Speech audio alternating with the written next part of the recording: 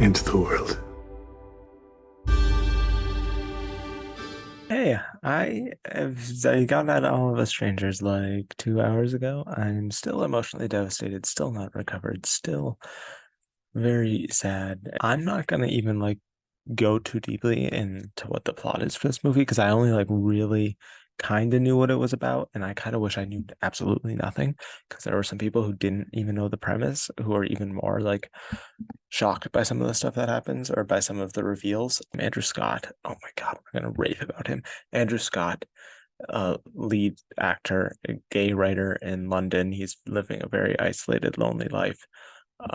And he reunites and revisits childhood memories with his parents, and also has an interesting relationship with a fellow, what would you call it, like hotel neighbor, apartment complex neighbor, played by Paul Mescal. That's all I'm going to tell you. Everything else, you shouldn't know anything else going into this movie. This is so sincere, but guys, so emotionally devastating. I cried. I think I reached a point that I started counting the amount of times I teared up or cried. It was five or six.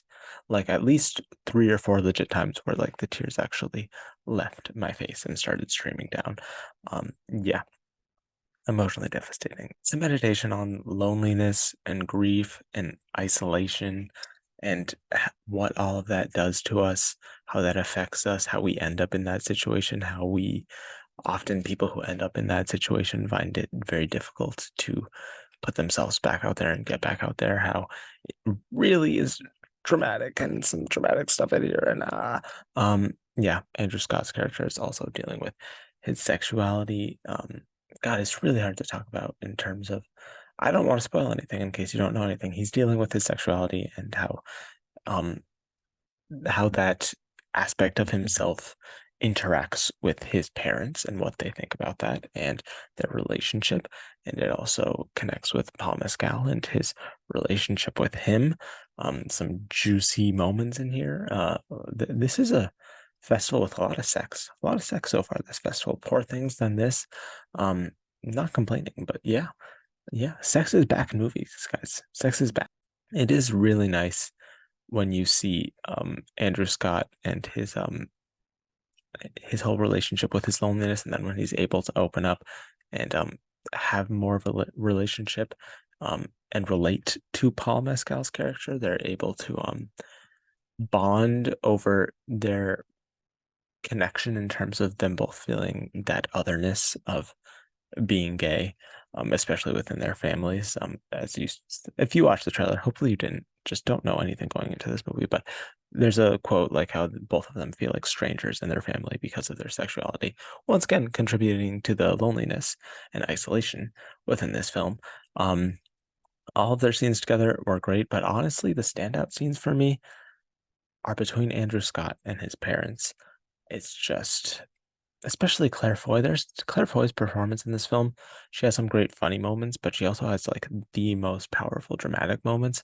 Like I swear, I think every scene, besides maybe the first one, that Andrew Scott has with his parents in this film, I'm thinking back on it. I think those were all the scenes that I cried during because they're just and it easily with the premise and everything could have gone melodramatic and over the top in terms of the premise and everything that's going on with him and his parents, but it doesn't. It feels very realistic, even though there's some unnatural aspects to what's going on, is all I'll say. Thinking about those scenes alone are going to make me cry.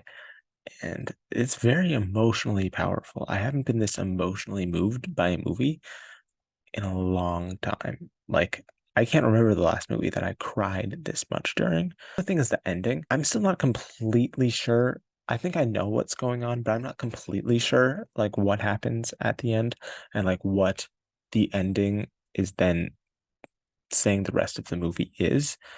I was talking with other people who saw the film and they got a completely different perspective on the ending and what the film is overall than what I had. But then once I heard their perspective, I was like, oh, I could see that too. So I need multiple rewatches of this, which will be tough because I'm going to get headaches because I get headaches when I cry too much. I'm releasing too much water, I guess. I'm gonna get headaches. I'm gonna need tissues. They should have handed out tissues at the screening because during this whole screening, you would just hear the sniffles, the crying. You would look around, you'd see the tears streaming down. Like they should have known everyone's gonna cry, and handed us tissues if they wanted to be considerate, but they didn't. Maybe they can do that for the next one. Performances. Andrew Scott is the standout. His eyes just say so much.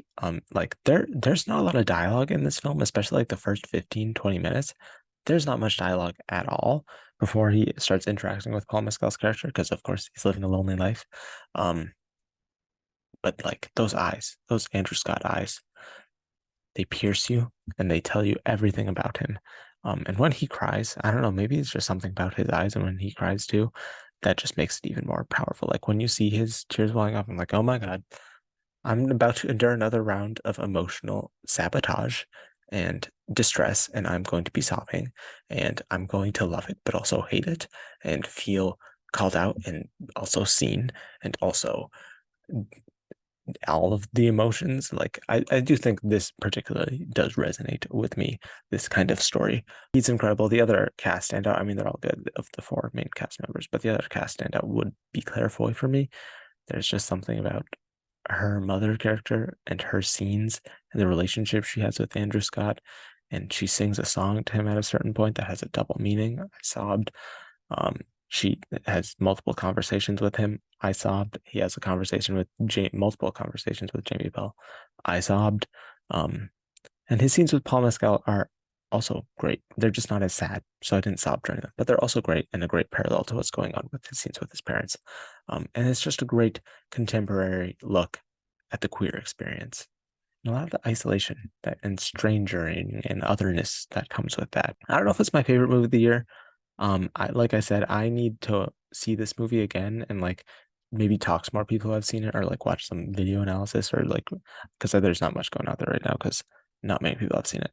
Um, to get their perspective on what exactly is going on. Because after talking with people, I'm like, did I completely view this film the wrong way? I don't think I did, but I need at least one more viewing to completely understand and analyze and like digest everything that happened in this film, and what, especially the ending and the final shot. Beautiful, stunning. I want to know what it means. I have my own thoughts. I don't think they're right. Did I completely view this film the wrong way? I don't think I did. So I want someone smarter than me to like say something. I'm like, oh, that's definitely it. And then I'll love the movie even more. Because this brain don't work. I will be thinking about this for a long time. I do think when I leave this festival, I think this movie is the one I'm going to be thinking about the most. I love Poor Things, but I don't, and there's plenty of stuff to analyze and break down in Poor Things, but I don't think it left as much of an emotional impact on me as this film.